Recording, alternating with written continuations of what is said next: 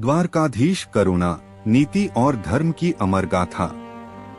समुद्र की अथाह लहरों के बीच एक स्वर्णिम नगरी बसती थी, द्वारका। कहा जाता था कि जब सूर्य की किरणें उसके प्रासादों पर पड़ती तो समुद्र भी स्वर्ण सा चमक उठता। इस नगरी के अधिपति थे द्वारकाधीश श्री कृष्ण, यादवों के राजा, धर्म के मार्गदर्शक और भक्तों के सच्चे सहचर।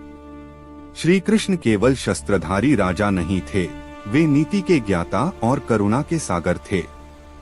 राजसभा में जब कोई निर्धन आता तो उसे भय नहीं, अपनापन मिलता।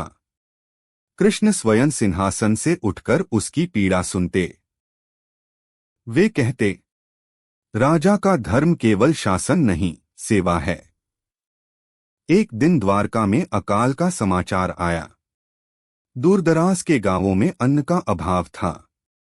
राजकोष में अपार धन था, पर श्री कृष्ण जानते थे कि धन से पहले विश्वास बांटना जरूरी है। उन्होंने आदेश दिया कि द्वारका के भंडार खोल दिए जाएं। अनाज, वस्त्र और औषधियां समुद्र के पार तक भेजी गईं। प्रजा ने देखा, उनका राजा केवल द्वारका का नहीं, हर उसी समय एक अहंकारी राजा ने द्वारका की समृद्धि को चुनौती दी। वह युद्ध चाहता था, पर द्वारकाधीश ने युद्ध से पहले संवाद चुना।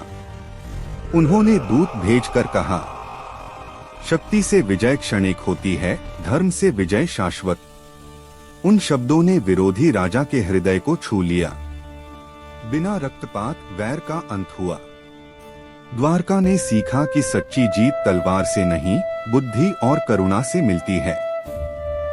रात्रि में जब समुद्र शांत होता और चांदनी लहरों पर बिछ जाती, श्री कृष्ण प्रासाद की छत पर खड़े होकर शंखनाद करते।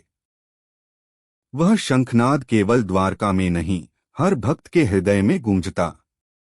वह संदेश था, अधर्म चाहे कितना भी प्रबल हो, धर्म कभी डगमगाता नहीं।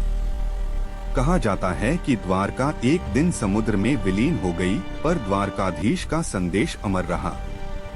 आज भी जब कोई न्याय, प्रेम और करुणा का मार्ग चुनता है तो समझो, द्वारकाधीश वहीं विराजमान हैं।